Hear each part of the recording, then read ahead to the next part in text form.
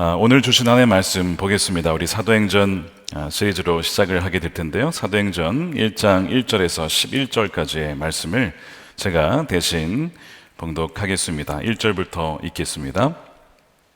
데오빌로여, 내가 먼저 쓴 글에는 물은 예수께서 행하시며 가르치시기를 시작하심부터 그가 택하신 사도들에게 성령으로 명하시고 승천하신 날까지 이를 기록하였노라. 그가 고난 받으신 후에 또한 그들에게 확실한 많은 증거로 친히 살아계심을 나타내사 40일 동안 그들에게 보이시며 하나님 나라의 일을 말씀하시니라. 사도와 함께 모이사 그들에게 분부하여 이르시되 예루살렘을 떠나지 말고 내게서 들은 바 아버지께서 약속하신 것을 기다리라. 요한은 물로 세례를 베풀었으나 너희는 몇 날이 못되어 성령으로 세례를 받으리라 하셨느니라. 그들이 모였을 때 예수께 여쭈어 이르되 주께서 이스라엘 나라를 회복하심이 이때니까 하니 이르시되 때와 시기는 아버지께서 자기의 권한에 두셨으니 너희가 알 바 아니요 오직 성령이 너희에게 임하시면 너희가 권능을 받고 예루살렘과 온 유대와 사마리아와 땅끝까지 이르러 내 증인이 되리라 하시니라. 이 말씀을 마치시고 그들이 보는 데에 올려져 가시니 구름이 그를 가리어 보이지 않게 하더라. 올라가실 때에 제자들이 자세히 하늘을 쳐다보고 있는데 흰옷 입은 두 사람이 그들 곁에 서서 이르되 갈릴리 사람들아 어찌하여 서서 하늘을 쳐다보느냐? 너희 가운데서 하늘로 올려주신 이 예수는 하늘로 가심을 본 그대로 오시리라 하였느니라. 아멘. 하나님의 말씀입니다. 우리 사도행전 새로운 시리즈가 시작이 되겠습니다. 세상으로 보냄받은 성령 공동체라는 부제를 가지고 아마 올해 성경 집회는 계속 이 말씀을 가지고 나누게 될 것 같습니다. 첫 번째 제목은 오직 성령으로만 가능하다라는 제목의 말씀을 나누겠습니다. 올해 한국의 로잔 대회가 열립니다. 전 세계의 우리 교계 지도자들이 모여서 앞으로의 선교 전략과 또 한국교회뿐만 아니라 전 세계의 연합을 위해서 일주일 동안 한국에 머물면서 기도하면서 또 전략을 짜고 하는 그런 회의가 가을에 열리게 되는데요. 그 일에 앞서서 우리 한국교회가 함께 우리 사도행전을 한번 나누자, 이렇게 시작이 되어서 이미 1월 달에 주일설교로 많은 교회들이 시작을 했습니다. 그러나 저희가 한 달 좀 늦긴 했지만 우리 금년 성령 집회 때 바로 이 사도행전 말씀을 가지고 우리가 바로 성령의 사람들, 바로 성령으로 충만한 사람들로서 세상으로 보냄받은 사람들이라는 것을 기억하고 사도행전의 역사가 그때만이 끝난 것이 아니고 지금 오늘날 여러분들을 통해서 지금도 하나님은 역사하신다 라는 것을 분명히 깨닫게 되어주는 이번 시리즈가 되기를 간절히 소망합니다. 그래서 저는 기대하는 마음으로 오늘 왔는데요. 여러분, 사도행전은 본래 이 누가복음과 한 권이었던 책입니다. 한 권. 이 상하로 되어 있던 한 권을 둘이 분리를 한 것이죠. 사도행전도 그렇고 누가복음도 그렇고 수신자가 데오빌로라고 하는 어떤 특정인을 향해서 쓴 편지로 되어 있습니다. 누가라고 하는 의사가 예수님의 제자로서 그 행적을 기록한 것인데 이 사도행전은 말 그대로 사도들의 행적을 기록한 것입니다. 근데 엄밀히 말하면 이 사도행전에 별명이 있습니다. 성령행전. 그러니까 성령의 행적을 기록한 거예요. 왜냐하면 사도들의 행적은 성령이 아니고서는 불가능했기 때문에 사도행전을 달리 불러서 성령행전이라고 합니다. 그렇지만 사도행전이라고 한 이유는 성령에게 순종한 이들을 통해서 기록된 역사와 사건이기 때문에 그래요. 그러니까 동일하게 말씀드린 것처럼 저와 여러분이 성령을 받고 권능을 받아서 그분께 순종함으로 나아가면 이 사도행전의 역사는 바로 여러분들의 또한 이어지는 역사가 된다는 것입니다. 이것이 사도행전이 쓰여진 목적인 것이죠.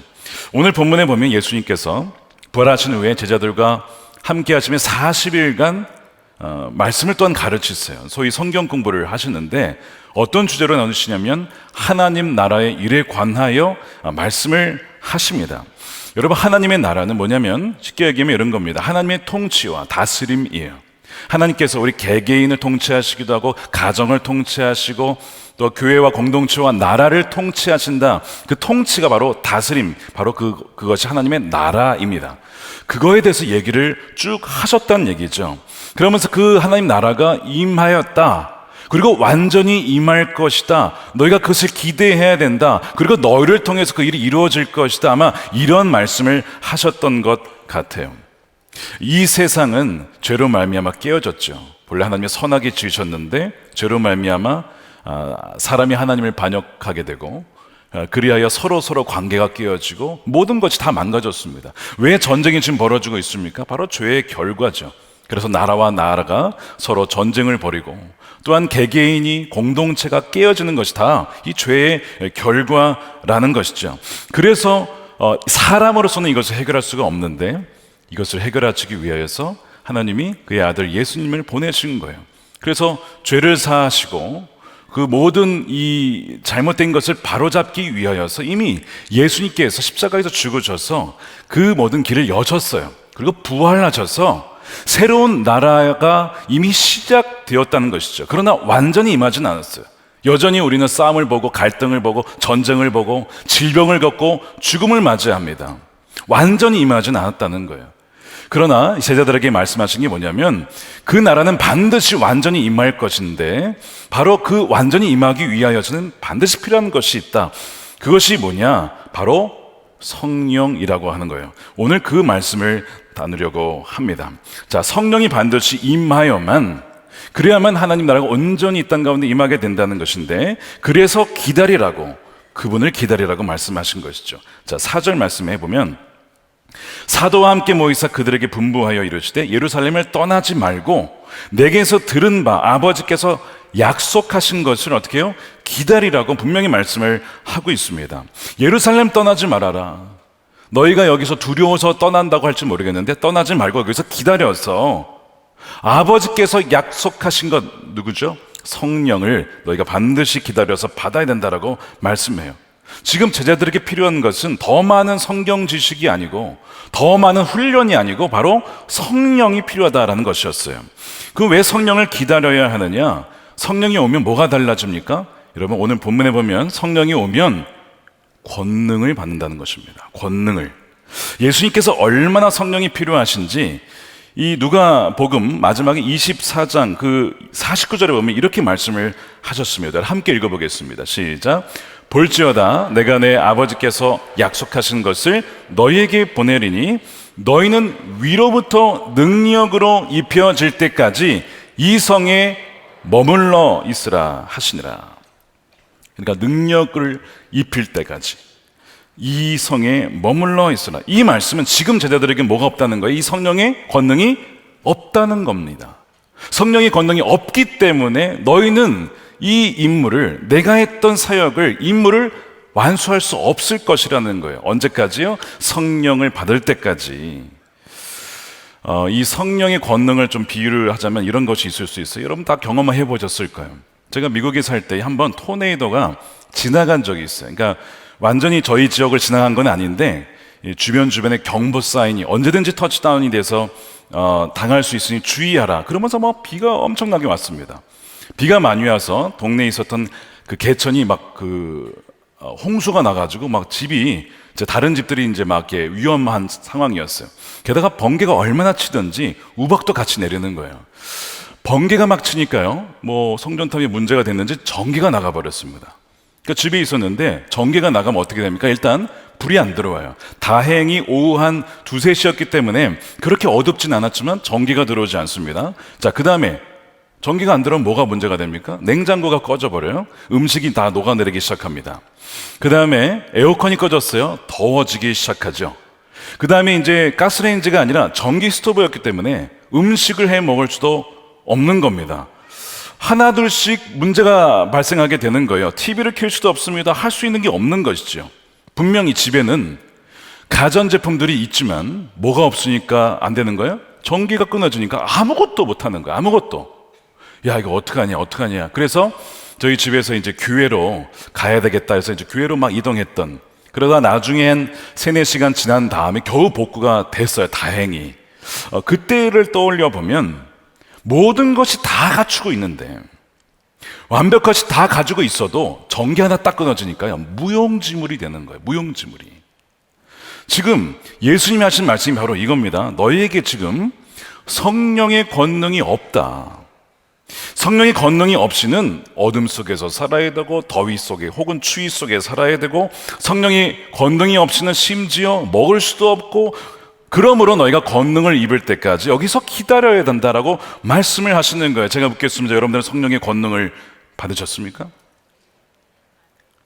대답을 보면 안 받은 것 같아요. 그래서 오늘 우리가 모인 겁니다. 예수님께서 이 성령의 권능을 받는 것을 옷 입는 것에 비유를 하셨습니다. 마치 옷 입듯이 능력으로 입혀질 때까지 머물러라 라고 말씀을 하셨어요. 얼마 전에 어떤 분이 기도를 받으러 오셨는데, 예수님과 늘 동행하려고 하는데 하다 보면 여러분 좀 이렇게 침체가 올 때가 있어요. 있단 말이에요. 이분이 침체를 좀 겪으신 것 같아서 기도를 받으러 오셨어요. 근데 내 삶에 뭔가 빠진 것 같은데 그게 뭔지 모르겠다는 거예요. 그럼 이제 하나씩 다시 진단을 해봐야 되지만 그럴 시간이 많이 없었어요. 그래서 제가 그냥 그렇게 문득 든 마음이 있어서 제가 여쭤봤습니다. 성령님에 대해서 아십니까? 성령님이요? 내 안에 계신 예수님 아닙니까? 그래서 맞는 얘기죠. 그런데 이제 성령님에 대해서 자세히 여쭤봤을 때 성령에 관해서는 잘 모르시고 그저 그냥 예수님만 아신다는 거예요. 귀한 분이셨어요. 예수님까지 안다고 하시니. 그러나 성령님에 대해서는 솔직히 잘 모르겠다는 거예요. 이 말씀을 하시는 거예요. 그래서 제가 짧게 그 얘기를 했어요. 예수님이 바로 우리 안에 성령을 통해서 오셨기 때문에 그분은 그리스도의 영이시라서 물론 예수님이 맞지만 성령님은 예수님이 아닙니다. 예수님은 또한 성령님이 아니십니다. 물론 두 분은 다 하나님이시고 본질상 같은 분이시지만 다른 위격을 가지신 다른 분이십니다. 그러면서 제가 이제 성령에 대한 말씀을 전하면서 잠깐 그 기도를 해드렸어요. 많은 분들이 그런 생각을 하십니다. 예수님과 성령님을 동일한 분으로 생각을 해요. 말씀드린 것처럼 성령님은 그리스도의 영이시기 때문에 동일하게 여겨질 수 있지만 그러나 분명히 예수님과 성령 하나님은 같은 분이 아닙니다. 여기에서 많은 혼란이 오는 것이죠. 만약 예수님과 성령이 같은 분이라면 예수님이 너희에게 성령을 보내실 것이다. 그럴 이유가 뭐가 있어? 내가 지금 여기 있는데 제자들과. 그러니까 다른 분이시니까 보내시겠다고 말씀을 하신 거잖아요. 가만 듣고 보니까 예수님께서 제자들에게 예전부터 이런 말씀을 하셨어요. 내가 너희를 떠나가는 것이 너희에게 유익이다. 아니 예수님이 떠나가시면 어떡합니까? 우리는 그와 같이 버려두는 거 아닙니까? 우리 걱정이 됩니다. 한동안 제자들이 그랬단 말이에요. 도무지 예수님 말씀이 이해가 안 되는 거예요. 여러분 예수님이 함께 있는 것이 도움이 되지 떠나가는 게 도움이 되겠습니까? 당연하죠. 예수님이 함께 계셔야죠. 근데 왜 예수님이 이런 말씀을 하시냐 이거예요. 자, 16장 요한복음 16장 5절에 이런 말씀을 하셨어요. 나는 지금 나를 보내신 이에게로 돌아간다는 거예요. 아버지께로. 너희 중에 나더러 어디로 가는지 묻는 자가 없고 그러나 내가 너희에게 실상을 말하노니 내가 떠나가는 것이 너희에게 유익이라. 내가 떠나가지 아니하면 보혜사 성령이십니다. 너희에게로 오시지 아니할 것이요 가면 내가 그를 너희에게로 보낼 거다. 내가 가야만 그분이 너희에게 오심으로 내가 떠나가는 것이 너희에게 유익하다. 이 말씀을 하셨는데 제자들이 알아들었을까요?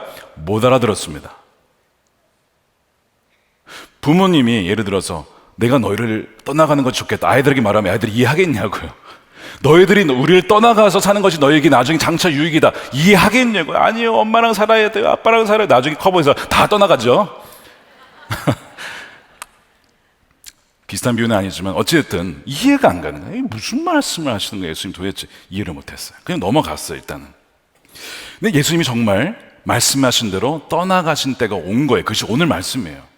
예수님이 떠나가십니다. 그 예수님이 승천이에요. 우리는 종종 예수님의 승천을 잊어버리곤 합니다. 예수님이 왜 승천하셨죠? 근데 그게 도대체 무슨 차이를 가져오나? 예수님이 나와 함께 계시는데. 그래서 승천에 대해서 별로 주목을 하지 않는데 분명히 오늘 말씀에는 예수님은 승천을 하십니다. 자, 9절 말씀에 이 말씀을 마치시고 그들이 보는데 올려져 가시니 구름이 그를 가려 보이지 않게 하더라. 승천하셔서 어디 계십니까? 하나님의 보좌 우편에 앉아 계세요. 나중에 보시면 스데반이 순교당할 때 딱 보니까 예수님이 보좌 우편에 서 계신 것을 봅니다. 예수님이 거기 계시는 거예요. 계시록에도 보면 그 어린 양 예수 그리스도가 하나님 보좌 우편에서 계시록 4장 5장에 보시면 영광 받으시잖아요. 예수님 거기 계신 거예요. 지금도 거기 계세요. 보좌 우편에서 온 우주 만물을 통치하고 계시는 거예요. 예수님 거기 계십니다. 근데 예수님은요, 어떻게 하신다고 그랬어요? 다시 오신다고 했어요. 그래서 초대교회 때 뭘 했습니까? 마라나타 주 예수여 다시 오시옵소서. 주님 다시 오셔야 된다고 그렇게 기도했잖아요. 왜요? 지금 주님이 그 보좌에 계시니까. 그래서 11절에 보시면 이르되 갈릴리 사람들아 어찌하여 서서 하늘을 쳐다보느냐, 너희 가운데서 하늘로 올려주신 예수는 하늘로 가심을 본 그대로 다시 오실 것이다. 주님이 나와 함께 하심을 우리가 믿는데요, 그리고 성령을 통해서 우리와 함께 계시죠. 그건 변함없는 사실입니다. 진리입니다. 그렇다고 해서 그것이 우리의 재림신앙을 약화시켜서는 안 됩니다. 주님이 나와 함께 계시니까 주님 다시 오시옵소서를 기도를 안 한다면 뭔가 내 신앙이 지금 뭔가 잘못된 거예요. 성령으로 우리 안에 주님은 계시지만 주님은 재림하셔야 돼요. 그래야만 하나님 나라가 온전히 임하고 더 이상 눈물과 아픔이 없는 온전한 나라가 임하는 거예요. 분명히 주님이 그 말씀하셨고 초대교회 사람들은 그것을 늘 강구했어요. 마라나타 주 예수여 어서 오시옵소서. 그런데 조건이 있어요. 주님이 오시려면 뭡니까? 복음이 땅끝까지 전거돼야 되는 거예요. 나라가 아니고 종족이, 어느 한 종족도 복음을 듣지 못하면 주님이 오시지 못하는 거예요. 그래서 우리가 뭐 하자는 거예요? 전 세계로 나아가서 복음을 증거하자는 거 아닙니까? 왜요? 그래야만 주님이 다시 오시니까요. 예수님은 보좌 우편에 앉아 계시지만 내가 너희를 고와 같이 버려두지 않고 영원히 함께 하시겠다라고 말씀하셨어요. 어떤 방식으로요? 바로 성령을 보내줌으로. 성령을 보내줌으로 내가 너희와 사실상 같이 있는 것과 똑같다, 그 말씀을 하신 것이죠. 그래서 엄밀히 말하면 예수님을 주와 구세주로 모신 자들에게 계신 주님은 성령 하나님을 말하는 것입니다. 그래서 요한복음 14장 16절 말씀에 이렇게 나옵니다. 내가 아버지께 구하겠으니 그가 또 다른 보혜사를 너희에게 주사 영원토록 너희와 함께 있게 하리니, 그리스도의 영이시고 진리의 영이신 성령님이 영원토록 우리와 함께 하시도록 보내주신다는 거예요. 여기서 이 보혜사라고 번역이 된 이 파라클레토스라고 하는 이 단어는 곁으로 부르심을 받은 자. 그러니까 여러분 옆에 누군가가 와서 여러분을 도와주는 분이에요. 도와주는 정도가 아니고 법적인 조언자, 옹호자, 대언자, 오늘날의 변호사와 같은 분입니다. 엄청 든든하겠죠. 누가 무슨 말만 하면 딱 옆에서 무슨 소리 하는 거야 딱 변호를 해주고, 막 누가 막 공격하면 딱 낮아서 막아주고, 막 이런, 이게 파라클레토스예요. 바로 곁에서 그분을 보내주신다는 거예요. 얼마나 든든합니까? 근데 놀라운 것은 성경에 보혜사가 두 분입니다. 알고 계셨습니까? 누가 또 보혜사예요? 그러면 예수님이 보혜사입니다. 예수님이. 그래서 요한일서 2장 1절에 보면 예수님이 또한 파라클레토스, 보혜사라고 말씀을 하세요. 나의 자녀들아 내가 이것을 너희에게 쓰면 너희로 죄를 범하지 않게 하려 함이라. 만일 누가 죄를 범하여도 아버지 앞에서 우리에게 대언자라고 번역된 이것이 파라클레토스예요. 대언자가 있으니 곧 의로우신 예수 그리스도시라. 그분께서 보좌 우편에서 대언하시는 거예요. 우리가 죄를 지을 때에 제가 원래 저렇게 나쁜 놈이 아닙니다. 제가 나의 보혈로, 예수 그리스도의 보혈로 씻음을 받은 자입니다. 아버지 하나님 지켜주십시오. 옆에서 대언자, 주님이 그 일을 하시는 거예요. 얼마나 든든한지 몰라요. 그런데 그 예수님이 아니라 또 다른 보혜사이신 성령님을 우리에게 보내주신다는 거예요. 같은 종류의 다른 보혜사, 그분을 우리에게 보내시겠다. 그분이 성령님이시죠. 그분이 누구를 옹호하고 누구를 대언하는가? 1차적으로 누구냐? 바로 예수님을 바로 대언하십니다. 예수님을 대언하시는 분이에요. 자, 그래서 요한복음 15장 26절에 이렇게 되어 있어요. 내가 아버지께로부터 너희에게 보낼 보혜사, 곧 아버지께로부터 나오시는 진리의 성령이 오실 때 그가 나를 증언하실 것이요. 성령님의 가장 1차적인 주요 역할은 예수님을 증언하게 합니다. 성령이 임하신 자의 특징이 뭘까요? 자꾸 예수님을 주목하게 되고, 예수님을 바라보게 되고, 예수님을 증언하게 되고, 예수님이 증인이 된다는 특징이 있습니다. 이것이 성령이 임한 자의 특징이에요. 또 다른 특징, 요한복음 16장 14절에 나옵니다. 그가, 성령이 있죠, 내 영광을 나타내리니 내 것을 가지고 너에게 알리시겠습니다. 성령이 계시면요, 자기의 영광이 아니고 끊임없이 주님께 영광을 드리게 됩니다. 주님이 위대하십니다. 주님이 우리의 왕이십니다. 계속 성령이 계신 자는 자신에게 주목하고 싶은 것들을 끊임없이 주님께로 드러내게 한다는 거예요. 여러분, 이제 이런 경우가 있죠. 여러분들이 꿈을 꿨는데 꿈에 여러분들의 사업이 대박이 나면서 여러분이 굉장히 유명한 사람이 된다는 거예요. 마음이 어떠십니까? 여러분이 성령의 역사일까요? 구별한 방법이 있어요. 그 꿈을 꾼 다음에 내 마음의 중심이 주님을 향하게 되느냐, 더 주님을 사랑하게 되고 더 주님께 가까이 가게 되느냐, 주님께 영광을 드리게 되느냐, 아니면 내가 그런 위대한 사람이구나, 주님께서 드디어 나를 알아주시는구나, 영광이 어디로 가요? 나에게로 가면 그건 속는 겁니다. 그건 성령의 역사가 아닙니다. 왜요? 성령은 예수님을 증언하시고 예수님을 영광 높여드리는 분이기 때문에 그래요. 이런 식으로 분별을 하셔야 되는 거죠.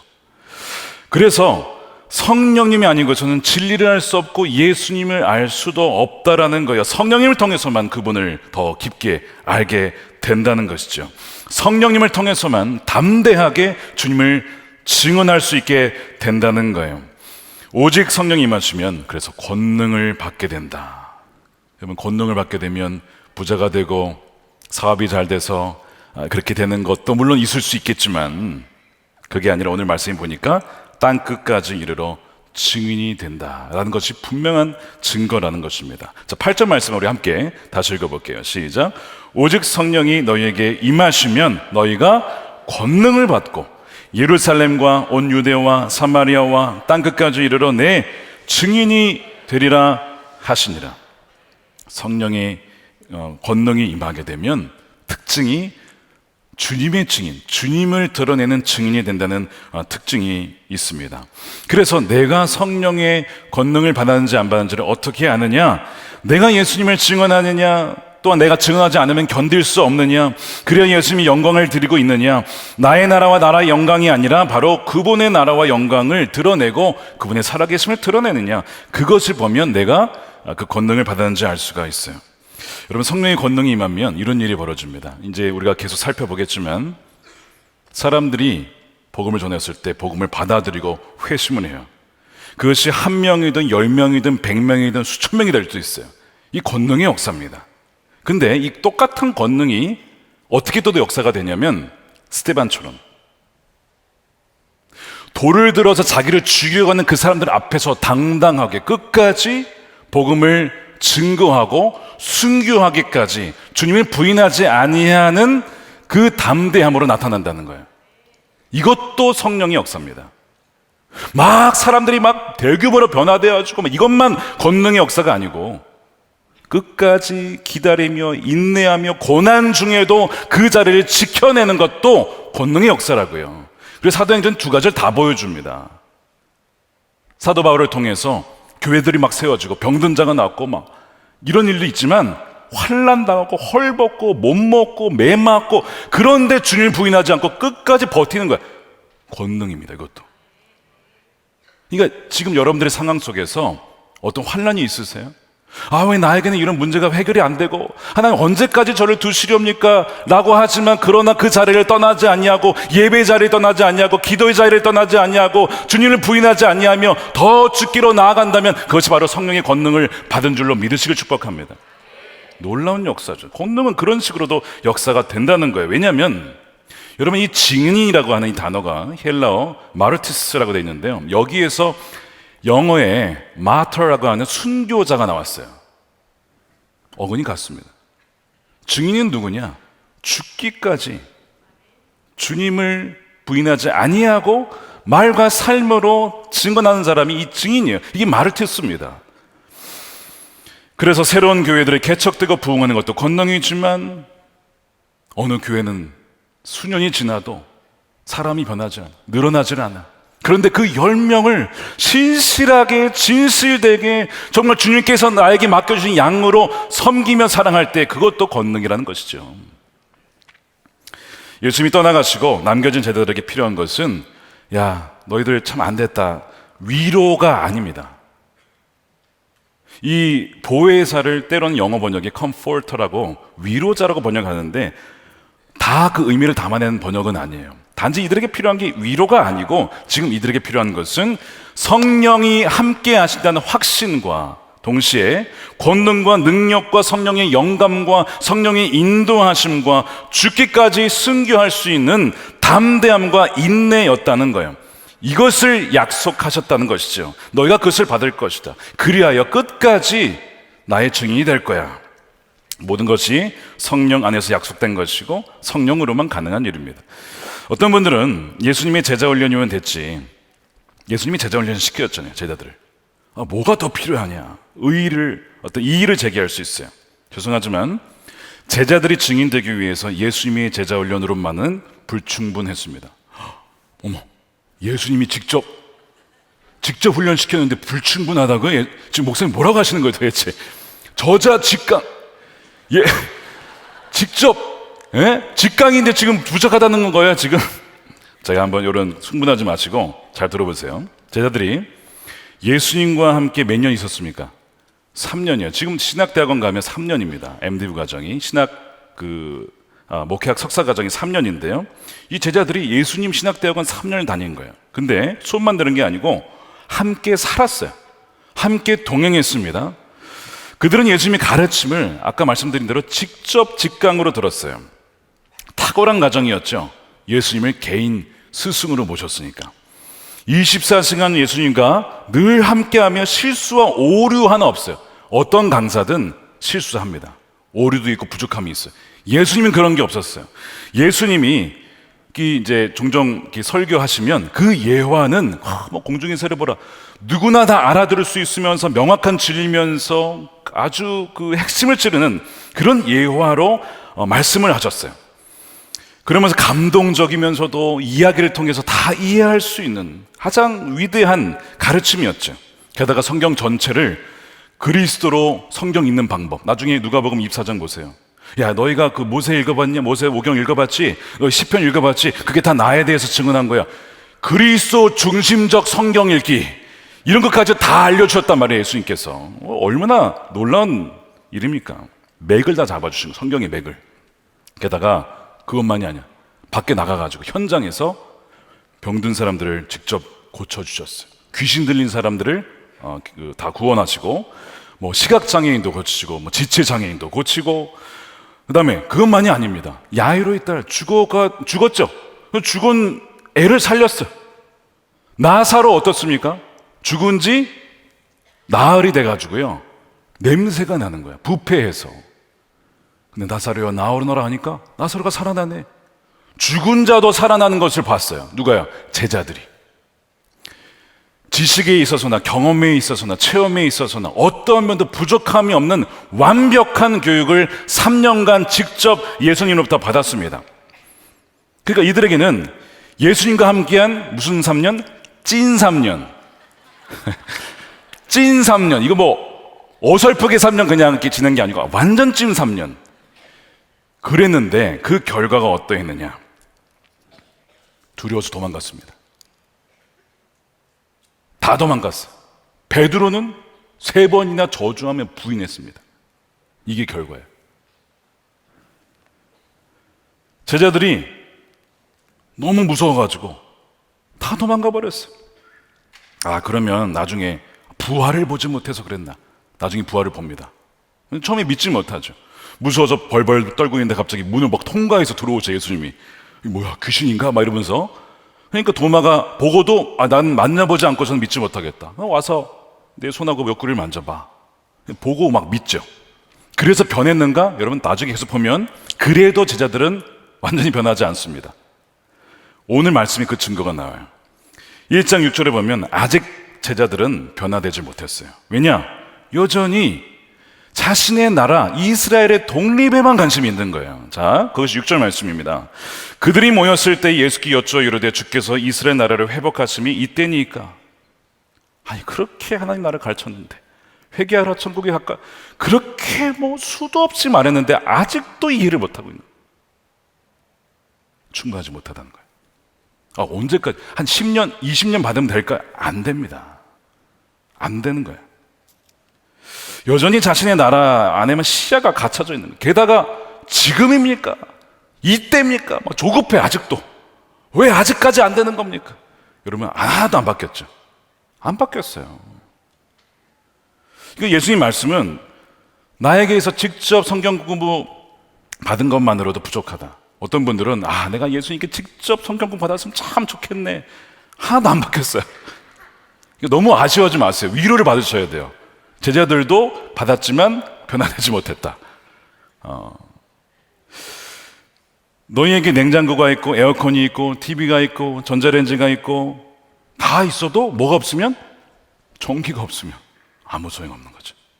이 모든 것을 다 갖췄지만 성령이 임하지 않으면 불가능하다. 그 얘기 하시는 거예요 지금. 성령이 임하지 않으면 내 증인 될 수 없어. 너희들은 다 도망갈 거야. 다 두려워할 거야. 나를 부인할 거야. 그러나 성령이 임하면 너희가 권능을 받게 될 것이고 내 증인이 되는데 땅 끝까지 이르러. 얼마 전에 인도 선교팀, 단기 선교팀 갔다 오셨는데 거기에서 비행기로 1시간만 가면 도마가 숭귀한 한 곳이 있대요. 도마가 숭귀한 곳. 가보셨냐 했더니 못 갔다는 거예요. 너무 아쉽더라고요. 다음에는 한번 꼭 가보시라고 제가 다음에 또 가실지 모르겠지만 그 인도에 도마가 거기까지 가서 숭귀한 도마 유적지가 있다는 겁니다. 어떻게 그럴 수 있냐? 그 의심 많던 도마가 어떻게 거기까지 가가지고 숭귀할 수 있냐 이거죠. 뭘로 설명이 됩니까? 성령이 임하셔서 권능을 받으니까 거기까지 가가지고 죽더라는 거예요. 숭귀하더라는 거예요. 자, 8절에 오직 성령이 너희에게 임하시면 너희가 권능을 받고, 이 다이너마이트가 여기서 디나미스라고 하는 여기서 나왔다고 하죠. 그러니까 우리에게 부족한 것은 지식도 아니고 돈도 아니고 바로 성령과 그분의 권능이라는 것입니다. 왜 내가 이렇게 힘이 없지? 이렇게 주저앉고 있지? 왜 이렇게 낙심해 있지? 마귀의 공격이 있죠. 우리의 침체가 올 때가 있습니다. 나는 왜 죄에 승리하는 것보다 패배하는 것이 훨씬 많지? 언젠가 한 분은 어떤 분이 와서 목사님 기도해 주세요. 왜요? 나는 음란을 이길 수가 없어요. 정욕을 이길 수가 없습니다. 여러분, 우리는 절대 우리 힘으로 이길 수가 없어요, 죄를. 우리 힘으로 못 이긴다고요. 100점 100패입니다. 100점 100패. 목사님 저를 위해서 기도해 주세요. 내게 없는 것이 뭐예요? 성령의 권능이라는 거예요. 그래서 예수님도 이 땅에 오실 때에 성령으로 잉태돼서 오셨어요.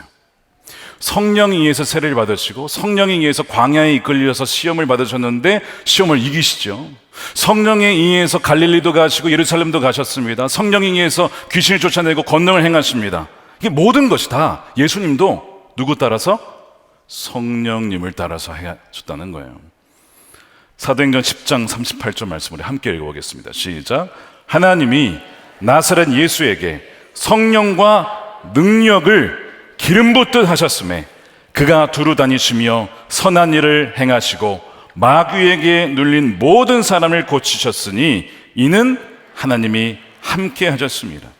성령이 임해야만 하나님이 함께 하심으로 권능을 행하여서 묶여있던 자들이, 중독에 빠져있던 이들이 풀려나게 되어지고 해방된다는 이 말씀을 하고 계신 것이죠. 이 놀라운 권능이 여러분들에게 임하게 되기를 축복합니다.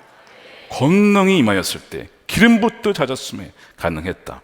그러면서 오늘 말씀도 예수님이 말씀을 그냥 하신 게 아니고 성령을 통하여 through the Holy Spirit이라고 되어 있어요. 자, 2절 말씀에 그가 택하신 사도들에게 성령으로 명하시고, 그냥 명하지 않으셨어요. 성령으로 명하셔서 듣는 이들이 그 말씀을 마음에 새기고 그 말씀대로 살아갈 수 있도록 그것을 기록했다는 것이죠.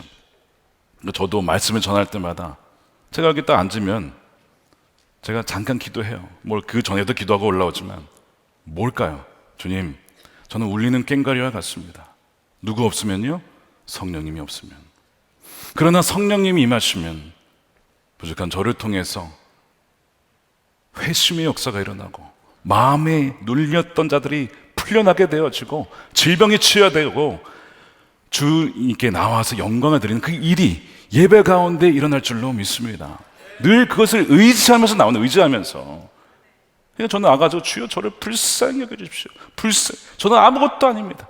사람의 말로 뭘 할 수가 있겠습니까? 의지하고 나오는 거예요. 우리에겐 아무런 능력이 없지만 권능이 임하면 예수님이 하셨던 그것을 저와 여러분도 하시게 된다는 거예요.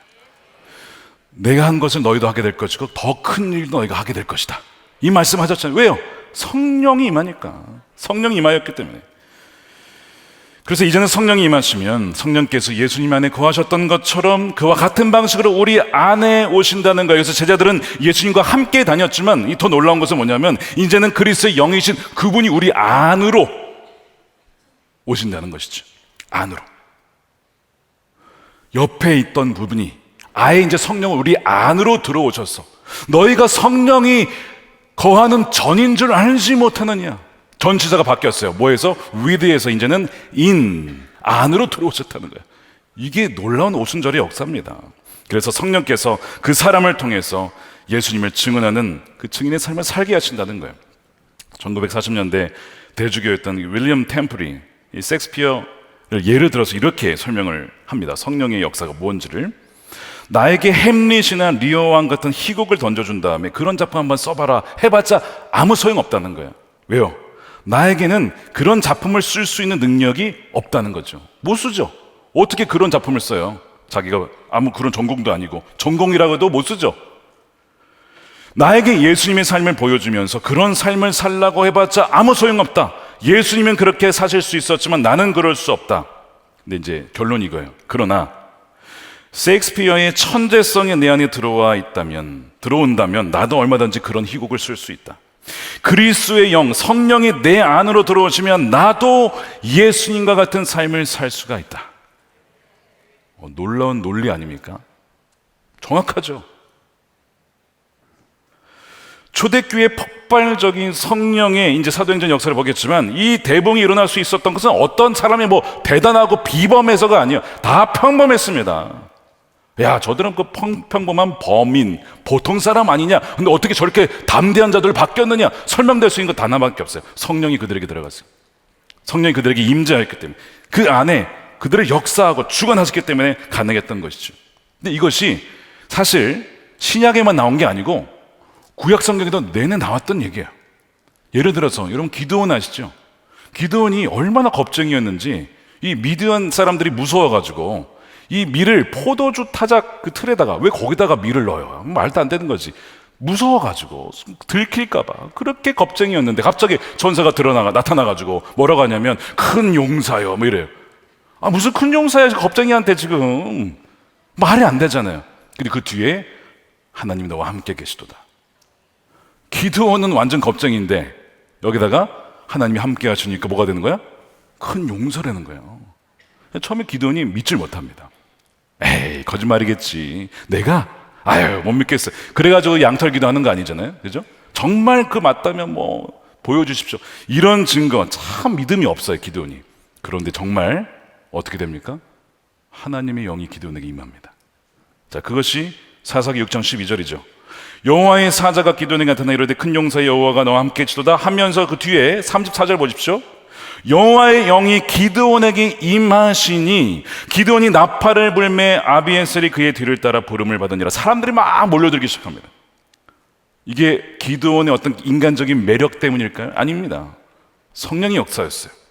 근데 이 여호와의 영이 기드온에게 임한다라는 표현을 영어로 보니까요 이렇게 되어 있습니다. clothed, 옷 입혀줬다는 거예요. 재미있는 표현 아닙니까? 성령이 마치 기드온에게 임하였는데 옷 입혀주듯이 그에게 딱 하니까 갑자기 완전 다른 사람이 되어버렸어요. 이 옷이라고 하는 것은 그 사람의 정체성을 보여줘요. 그 사람의 신분을 보여주기도 합니다. 그 성령의 옷을 입었다는 것은 이제는 그는 더 이상 이 땅의 사람이 아니라 땅에 살지만 하나님의 사람이 되었다. 하나님께 사로잡힌 사람이 되었다는 걸 보여주는 거거든요. 그때부터 기드온은 완전 다른 사람으로 변화되어서 이 이스라엘 민족을 구원하게 되죠. 근데 이 옷 입혔다라는 이 표현을 똑같이 누가 썼어요? 예수님이 아까 누가복음 24장에서 위로부터 능력으로 입혀질 때까지, 그것도 역시 클로스라는 표현을 씁니다. 이 성에 머물라. 성령의 능력으로 옷 입는 여러분 되시길 축복합니다. 그분 구하고 찾고 순종하는 자에게 주시는 성령이라고 하였습니다. 누구든지 주 예수님을 믿고 고백하고 구하는 자에게, 아니 아버지가 좋은 것을 주시지 않겠느냐, 뱀을 주겠냐, 구하는데 떡을 달라고 하는데 뱀을 주겠냐 이거예요. 성령을 주시지 않겠느냐, 그래서 구하는 자에게 주어주신다라고 말씀을 하세요. 자, 여러분 다시 묻겠습니다. 성령 능력을 받으셨습니까? 권능을 받으셨습니까? 아멘입니까? 오직 성령을 통해서만 예수님을 경험하고 성령을 떠나서는 예수님을 만날 수가 없는 것이죠. 그 지적으로 아는 건 충분하지 않아요. 제자들도 예수님에 대해서 많이 경험했지만 그러나 도망치고 말았습니다. 담대한 증인이 될 수가 없었어요. 그래서 성령이 없이는 불가능하다는 것을 계속 말씀하는 거예요. 저희 얘기를 잠깐 나누면, 제가 신학교 1학년 때 저의 아내를 만났습니다. 누군가의 소개로. 진지하게 교제를 해야겠다 싶어서 그 아내 집으로 가서 이제 부모님께 인사를 드리러 갔는데 거기에 그 저희 아내의 친할머님이 계셨어요. 근데 이분이 삼각산에서 늘 기도를 오랫동안 하셨던 분이에요. 제가 이제 신학생이라고 하니까, 신학교 1학년이었습니다. 신학생이라고 하니까 저에게 그냥 앞뒤 다 거절미하고 이 얘기를 하시는 거예요. 다윗 학생, 학생이 아니야, 다윗 학상.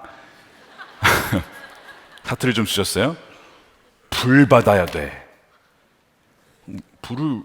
불이요? 저 담배 안 피는데요. 그 얘기가 아니겠죠. 대략 알았어요. 이게 뭐 어떤 성령의 대단한 역사 이런 건가 보다. 그래서 알겠습니다, 그렇게 하겠습니다. 그리고 그냥 지나간 거예요. 근데 갈 때마다 다윗 학상 불 받아야 돼.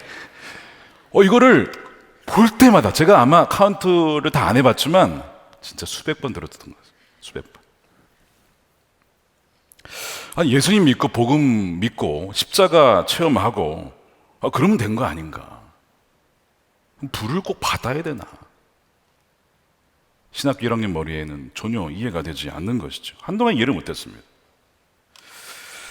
여러분, 예수님을 우리가 믿게 되면요, 지금 이제 오순절 우리가 이후의 시대를 살고 있으니까 진정 예수님을 주요 구세주로, 자, 순서가 예수님을 주요 구세주는 별개죠. 주요 구세주를 믿게 되면 성령이 우리 안에 오십니다. 그 성령의 내주하심이라고 하죠. 성령이 임하시죠.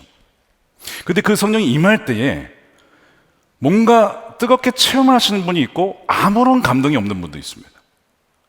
아무런 감동이 없는 분도 있어요. 근데 감동이 없다고 해서 성령님이 안 계신 것이냐? 그렇지는 않습니다. 아무런 감동이 없었는데 자기가 그냥 이상하게 바뀐 거를 알아채는 경우가 있습니다. 내가 바뀌었구나. 마치 바람이 부는 것을 아는 것처럼, 바람이 불었네? 아는 것처럼 뭔가 대단한 체험은 없었는데 내가 뭔가 마음의 중심이 이제는 옛날에 죄를 지었던 거 더 이상 하기가 불편해졌어요. 성령이 계시다는 증거죠.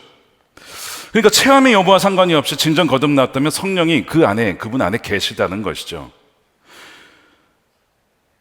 그런데 믿었는데 내 안에 계실 수도 있지만 정말 내 안에 계신지는 여러 가지를 통해서 계속 검증을 해 봐야 됩니다.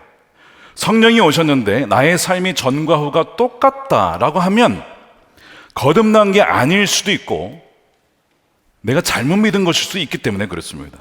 근데 사도행전에 보면 특별한 게 뭐냐면요, 사도행전 특별히 성령의 내주하심을 우리가 말했지만 요거와 별도로 하나님께서 아주 특별한 방식으로 특별한 사명을 감당하기 위해서 그 사람이 그리스도인들을 성령으로 충만케 하신다는 사례들을 기록하고 있습니다. 그러니까 내주하심과 충만케 함을 구별해서 보여주고 있어요.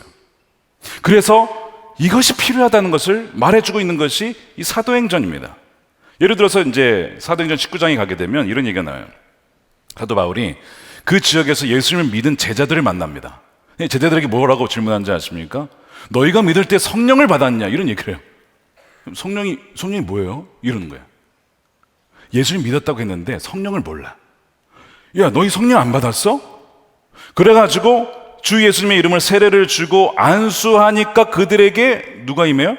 성령이 임합니다. 자, 보세요. 믿었는데 성령을 몰라. 그래서 나중에 안수했더니 성령이 임하였어요. 두 개가 분리되어 있어요, 지금.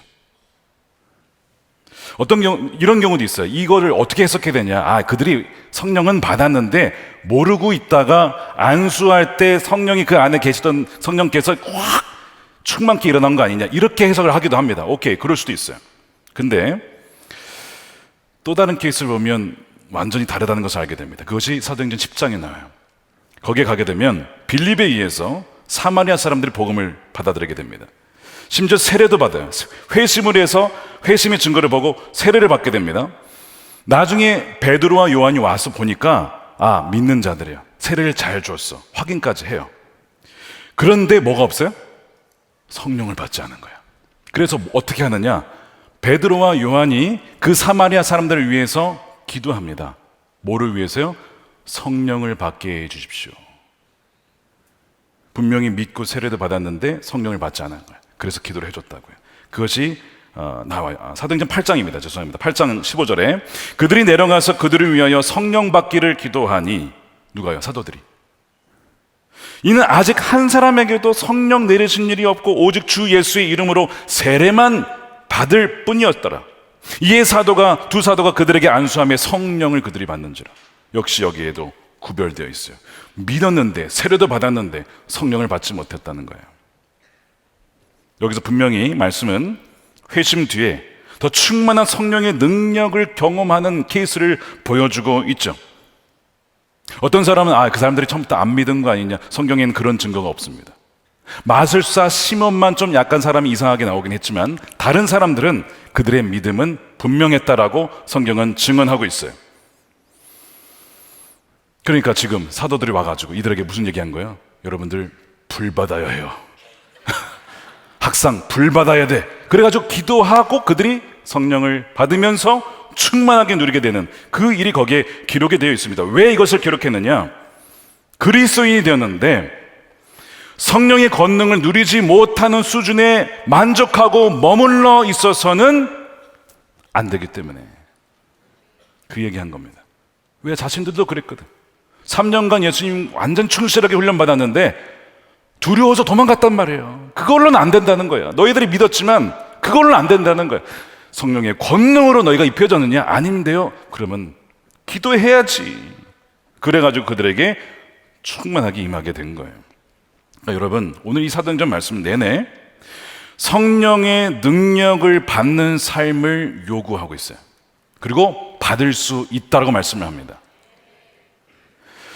오직 성령이 임하야만 권능이 임하고 증인이 될 수 있다는 거예요. 그저 정통적인 신학, 내 신학은 아주 정확한 신학이야, 내 신학은 아주 아주 그냥 바른 믿음에 만족하고, 그게 아니고 율법적인 신앙생활에 머물러 있어서는 안 된다는 것이죠. 사도행전 말씀 분명하게 모든 그리스도인들에게 하나님의 영과 더 깊이 만나도록 한 단계 더 나아갈 수 있도록 뭐하고 있어요? 도전을 주고 있는 겁니다. 저는 이 사도행전을 진행하면서 말씀 나누면서 여러분들이 기도하는 가운데, 찬양하는 가운데, 말씀을 듣는 가운데 어느 순간이든 성령의 권능으로 충만케 되는 역사가 있기를 축복합니다. 그래야 여러분들의 삶이 바뀌고 가정이 바뀌고 일터가 바뀌고 자녀들이 바뀌는 놀라운 역사가 일어나기를 축복합니다.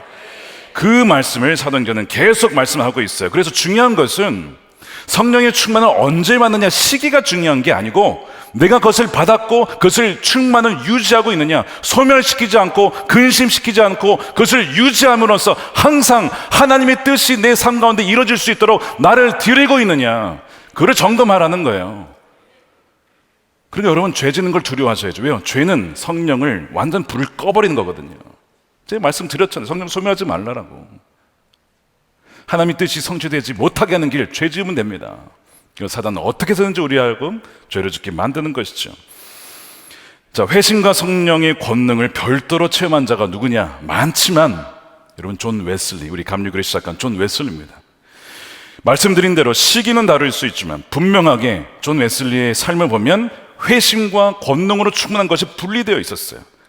다른 날로 받게 됩니다. 존 웨슬리가 원래 어떤 사람이었냐면 굉장히 율법적인 종교인이었습니다. 말씀을 철저하게 읽고 그냥 성경표 다 체크해가지고 하고 금식하고 기도하고 전도하고 감옥에 찾아가서 하고 어려운 사람들 돕고 심지어 조지아까지 선교까지 갔어요. 그런데 회심을 안 했어요. 대단하죠. 회심을 하지 않고도 이렇게 열심히 신앙생활 할 수 있으면 종교생활. 그러니까 여러분 이것만 가지고 내가 성령을 받았는지 내 권능이 충만한지 성령의 권능이 충만한지를 모릅니다. 존 웨슬리도 그랬기 때문에 그래요. 선교 갔다가 밤늦게 아주 주랭랑칩니다. 실패했어요. 도망와요, 영국으로. 1738년에 5월에 그의 동생 찰스 웨슬리, 참 찬송가를 많이 작곡했어요. 나중에 이제 찰스 웨슬리가 회심을 하고 성령을 받습니다. 거의 10,000곡에 가까운 곡을 작곡했어요. 여러분 이게 사람의 능력으로 됩니까? 이게 성령이 주신 것이죠. 우리가 부르는 찬송가에 찰스 웨슬리 찬송가가 많습니다. 이 5월에 찰스 웨슬리가 병이 들어서 죽을 위기에 처하게 돼요. 근데 이때 이 찰스 웨슬리가 묻는 거예요. 만약 내가 이 병으로 죽으면 나는 죽을 준비가 됐느냐라고 물어보니까 준비가 안 된 거예요. 내가 거듭났다라고 하는 확신이 없었어요.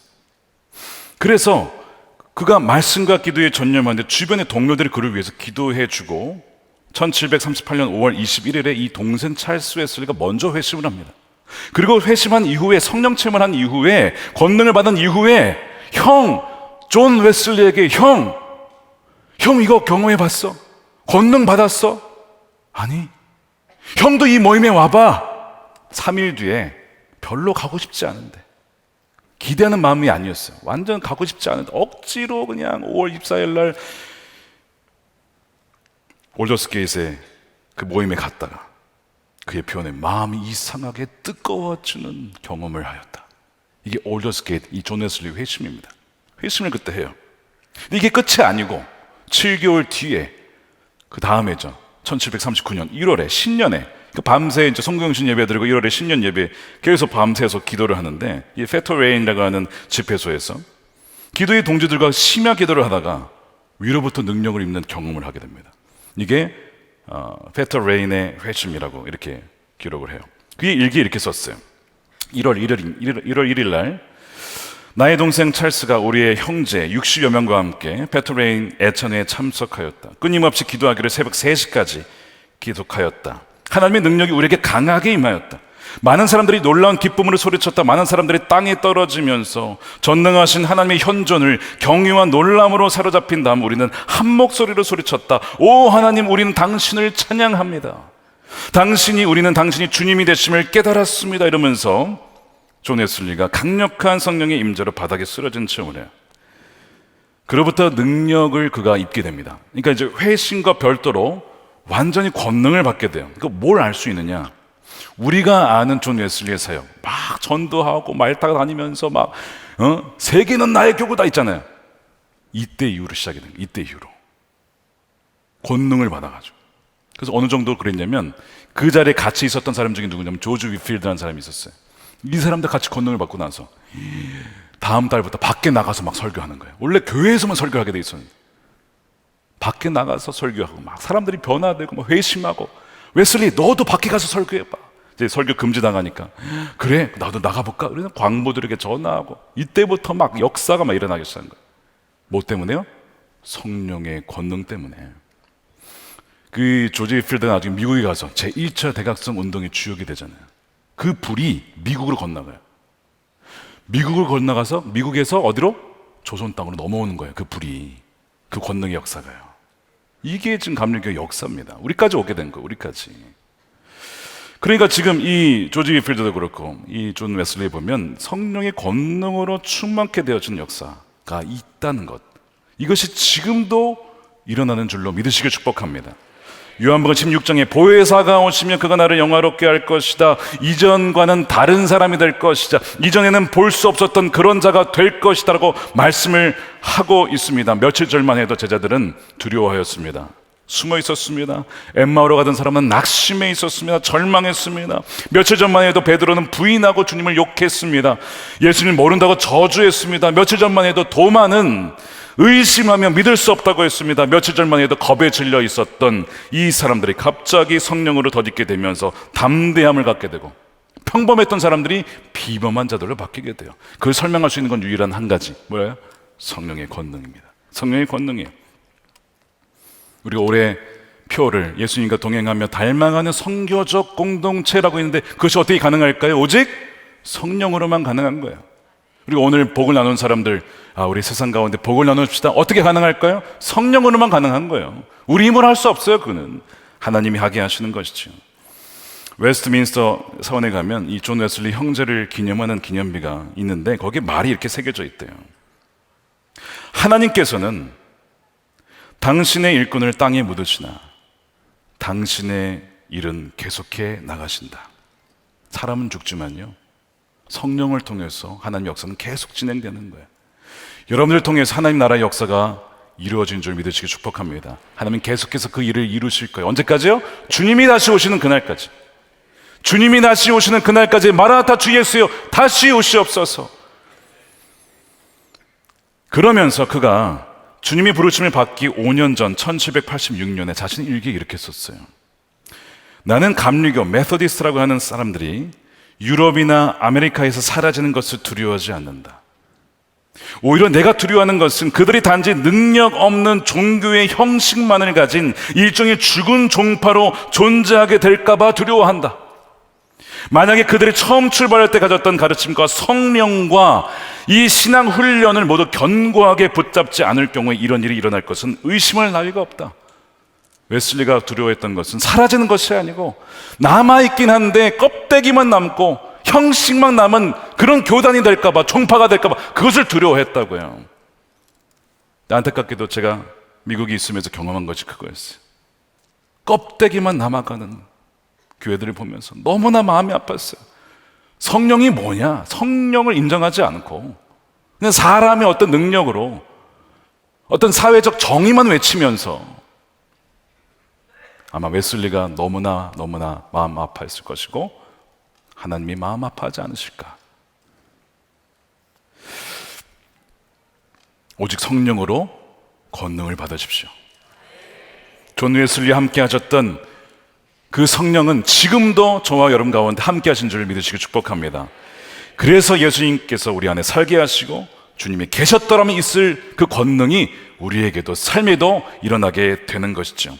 저에게 항상 불 받았어, 불 받아야 해요 라고 하셨던 그 할머님은 돌아가셨지만 답변을 제가 못했어요, 그때는. 근데 이제는 제가 말씀드릴 수 있어요. 네, 할머님, 제 안에 성령의 불이 있습니다. 사람들 앞에서 말 못하던 자가 말을 하게 되고, 복음을 증거하지 못하던 자가 복음을 증거하게, 담대하게 증거하게 되었고, 증언하는 자가 되었습니다. 네, 할머님, 할머님의 기도대로, 할머니의 기도대로 불 받은 자가 되었어요. 제 안에 불이 타오릅니다.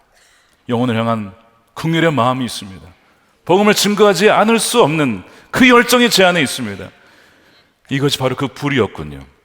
할머니 기도해 주셔서 감사합니다. 감사합니다. 그러나 더 갈급합니다. 더 원합니다. 더욱더 성령으로 충만하고 날마다 충만하기를 원합니다. 이것이 저의 고백이에요. 이것이 여러분들의 고백이 되시길 축복합니다. 사랑하는 여러분, 성령을 의지하십시오. 충만을 구하십시오. 이전과 같을 수가 없습니다. 성령의 능력이 더 우리가 의지하며 나아갈 때에 우리가 선교적 사명 감당할 수 있는 능한 그 능력을 능히 부어주신 줄로 믿습니다. 그래서 사람의 영광이 아니라 하나님께만 영광을 올려드리는 저 여러분들의 삶이 되시기를 주님의 이름으로 축원드립니다. 아멘. 우리 함께 우리 찬양하신 후에, 우리 성령이 오신 날 찬양하신 후에 함께 세 가지 기도 제목 가지고 기도하겠습니다.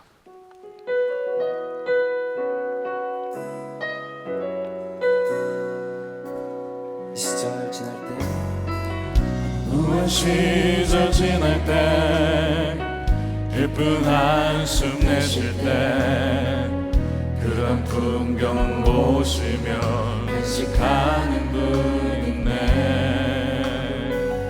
고와 같이 너희를 버려두지 않으랴매. 내가 너희와 영원히 함께하리라. 무한 시절 지날 때 깊은 한숨 내쉴 때 그런 풍경 보시며 간직하는 분 있네. 고와 같이 너희를 버려두지 않으리. 내가 너희와 영원히 함께하리라. 성령이 오셨네. 성령이 오셨네. 성령이 오셨네. 내 주에 보내신 성령이 오셨네. 우리 인생 가운데 주님 찾아오셔서 그 나라 꿈꾸게 하시네. 억눌린 자 갇힌 자, 억눌린 자 갇힌 자, 자유함이 없는 자, 피난처가 되시는 성령이 계시네. 주의 영이 계신 곳에 참 자유가 있다네. 진리의 영이신 성령이 오셨네. 찬양합시다. 성령이 오셨네. 성령이 오셨네. 성령이 오셨네. 내 주에 보내신 성령이 오셨네. 우리 인생 가운데 주님 찾아오셔서 그 나라 꿈꾸게 하시네. 성령이 오셨네.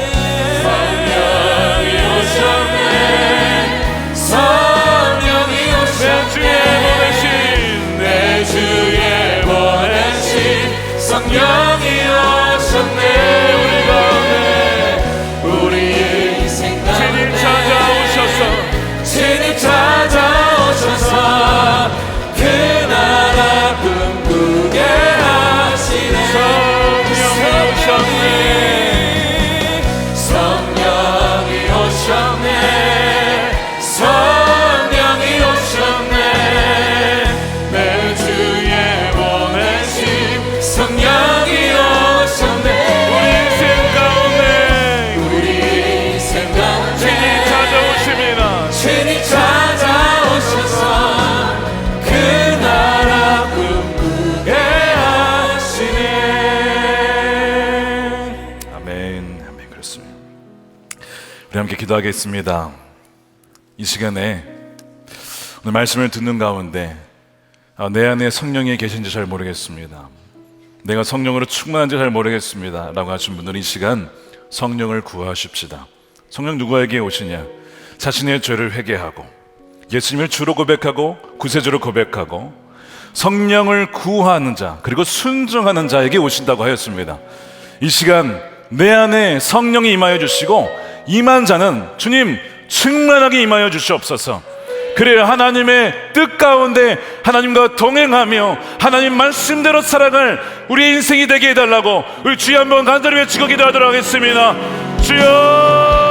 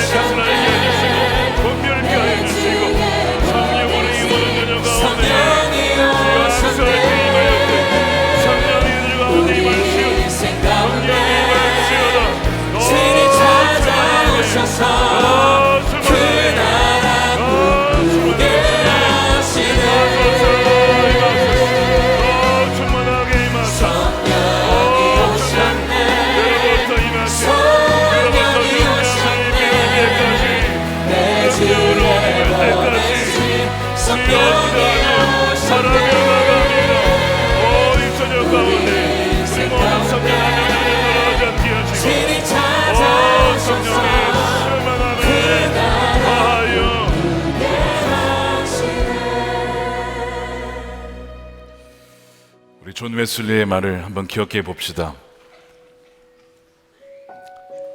성령 없이, 권능 없이 종교의 껍데기만 남은 종파가 되기를 두려워했습니다. 단지 교회나 교단만이 아니고 어떤 개인의 인생이 될 수도 있습니다. 예수님을 믿는다고는 하는데 썬데이 크리스천으로 그저 마당만 왔다가 밟고 가는 그런 인생이 되어서는 안 된다는 것입니다. 여러분, 열처녀 비유를 꼭 기억하십시오.